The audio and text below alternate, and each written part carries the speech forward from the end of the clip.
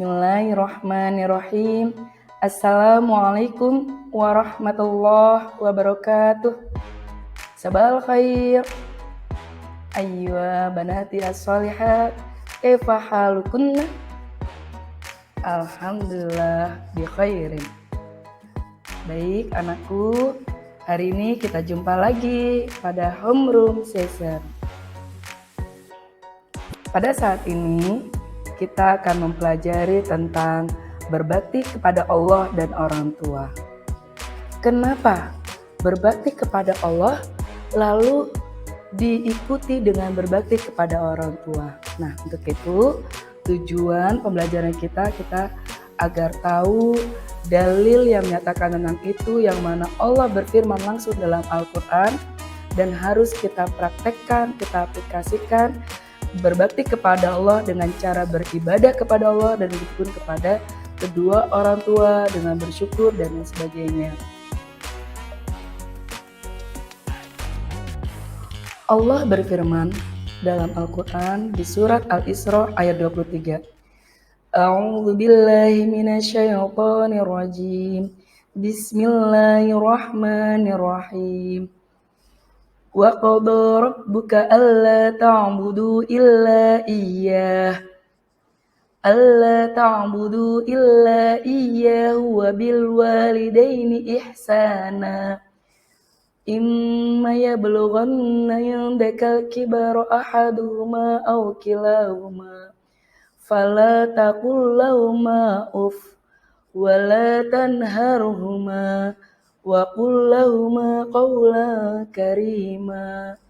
Shadaqallahul azim. Artinya, dan Tuhanmu telah memerintahkan supaya kamu jangan menyembah selain Dia, dan hendaklah kamu berbuat baik pada ibu bapakmu dengan sebaik-baiknya. Jika salah satu seorang di antara keduanya atau kedua-duanya sampai berumur lanjut dalam pemeliharaanmu, maka sekali-kali janganlah kamu mengatakan kepada keduanya perkataan dan janganlah kamu membentak mereka, dan katakanlah kepada mereka perkataan yang mulia. Maha benar Allah dengan segala firman-Nya. Kita akan mengetahui siapakah sosok Uwais yang namanya sangat terkenal sampai ke langit. Ternyata hal ini terjadi karena ketaatan Uwais kepada ibunya. Uwais adalah seorang pemuda yang berasal dari negeri Yaman. Sejak lahir, ia memiliki penyakit sopak, timbul bercak-bercak putih di seluruh badan. Uwais adalah pemuda yang soleh dan giat bekerja. Sehari-hari ia mengembala domba milik para tetangga untuk memenuhi kebutuhan hidup. Uwais tinggal berdua dengan ibunya yang lumpuh dan buta. Walaupun hidup miskin, Uwais selalu bersyukur dan sangat menyayangi ibunya. Ia selalu berusaha memenuhi segala permintaan sang ibu. Uwais anakku, kemarilah sebentar nak. Baik ibu, apakah ada yang engkau butuhkan? Anakku sayang, mungkin hidup ibu sudah tak akan lama lagi. Ada satu keinginan ibu yang ingin sekali terwujud. Jangan berkata seperti itu ibu. Katakan padaku, apa permintaan ibu itu? Sebelum saat itu tiba, ibu ingin melaksanakan haji. Mendengar perkataan ibunya, Uwais hanya termenung sambil berpikir. Aku sangat ingin mewujudkan permintaan ibu. Mohon ibu bersabar sampai saat itu tiba. Aku akan mencari cara agar kita bisa pergi ke Mekah untuk melaksanakan ibadah haji. Terima kasih nak. Ibu Uwais sangat bahagia dan memeluk Uwais sampai menangis. Ya Allah, bagaimana cara hamba membawa ibu hamba yang lumpuh dan buta untuk pergi ke Mekah? Sedangkan jarak dari Yaman ke Mekah sangat jauh, melewati padang pasir yang tandus. Biasanya orang-orang pergi ke sana menggunakan unta. Seekor domba pun aku tidak punya, apalagi unta. Uwais terus berpikir dan akhirnya menemukan suatu ide. Keesokan harinya, Uwais menemui pemilik domba dan membeli 1 ekor domba untuk dipelihara. Namun uangnya hanya cukup untuk membeli 1 ekor anak domba yang kecil. Setiap hari Uwais menggendong anak domba itu naik turun bukit. Orang-orang yang lewat tertawa melihat tingkah Uwais. Hei, coba lihat Uwais itu. Apa yang dilakukannya dengan anak domba itu? Dasar orang aneh. Uwais gila. Uwais sudah gila. Uwais tidak mendengarkan cemoohan dari orang-orang. Saat ini yang ada di pikirannya adalah ibunya.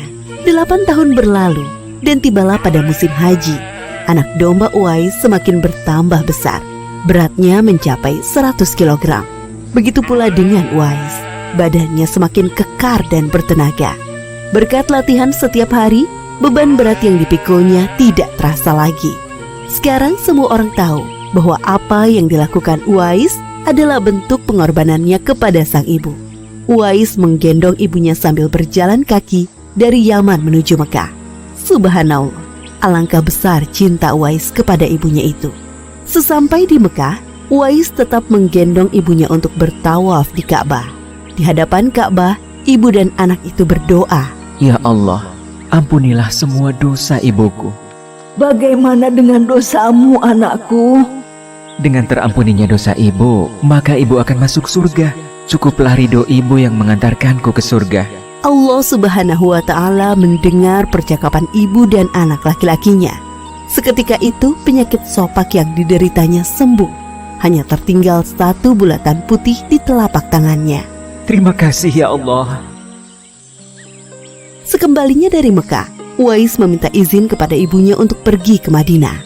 Uwais ingin sekali bertemu dengan Nabi Muhammad SAW. Dengan berat hati, ibunya mengizinkan Uwais berangkat. Setelah urusanmu selesai, cepat pulang ya nak.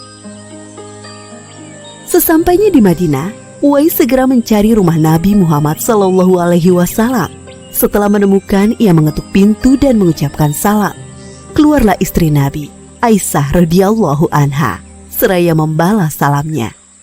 Apakah saya bisa bertemu dengan Rasulullah SAW? Maaf sekali, Nabi sedang tidak berada di rumah. Beliau sedang berperang dan tidak tahu pasti kapan kembali. Mungkin sebulan atau beberapa bulan lagi. Uwais dihadapkan pada 2 pilihan, menunggu kedatangan Nabi atau segera pulang ke Yaman. Bayangan sang ibu yang tua muncul di benaknya. Baiklah kalau begitu, saya pamit. Ada seorang ibu yang tidak bisa saya tinggal lama-lama di rumah.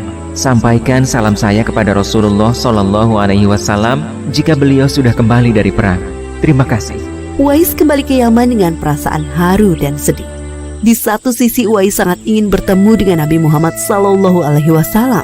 Namun di sisi lain, ia sangat mengkhawatirkan kondisi ibunya. Akhirnya ia memilih untuk segera pulang ke Yaman. Peperangan telah usai dan Nabi Muhammad SAW pulang ke Madinah. Aisyah radhiyallahu anha menceritakan perihal pemuda yang mencari beliau. Nabi mengatakan bahwa Uwais adalah pemuda yang sangat taat kepada ibunya. Karena ketaatan kepada ibunya itu, nama Uwais sangat terkenal di kalangan penduduk langit. Seperti yang tersebut dalam hadis Sahih Muslim Syarah An-Nawawi nomor 2542, dikatakan bahwa sebaik-baiknya tabi'in adalah Uwais Al-Qarni. Saat Nabi Muhammad SAW berbincang-bincang dengan Umar bin Khattab dan Ali bin Abi Thalib, beliau menceritakan tentang sosok Uwais. Apabila kalian bertemu dengan Uwais, mintalah doa dan istighfar kepadanya. Dia adalah penghuni langit. Perhatikan di telapak tangannya ada tanda berwarna putih. Dulu sejak lahir ia menderita penyakit sopak. Namun atas kesalehan dan ketaatan kepada ibunya, Allah Subhanahu wa Ta'ala menyembuhkan penyakitnya. Sampai pada akhir kematian Uwais, terjadi hal yang menggemparkan. Banyak sekali orang yang hadir mengurus pemakamannya. Orang-orang itu adalah penduduk langit yang dikirim oleh Allah Subhanahu wa Ta'ala. Subhanallah, Maha Suci Allah, sungguh mulia sosok Uwais ini. Demikianlah kisah Uwais Al-Qarni, pemuda yang namanya terkenal di langit. Karena ketaatan pada ibunya, Allah Subhanahu wa Ta'ala meninggikan derajatnya. Masya Allah, tersebut adalah kisah Uwais Al-Qarni dengan segala kebaktiannya kepada orang tuanya, terutama kepada ibundanya. Masya Allah, mari kita tutup pertemuan kita. Naktatim bilhamdalah. Alhamdulillahirrabbilalamin. Wassalamualaikum warahmatullahi wabarakatuh.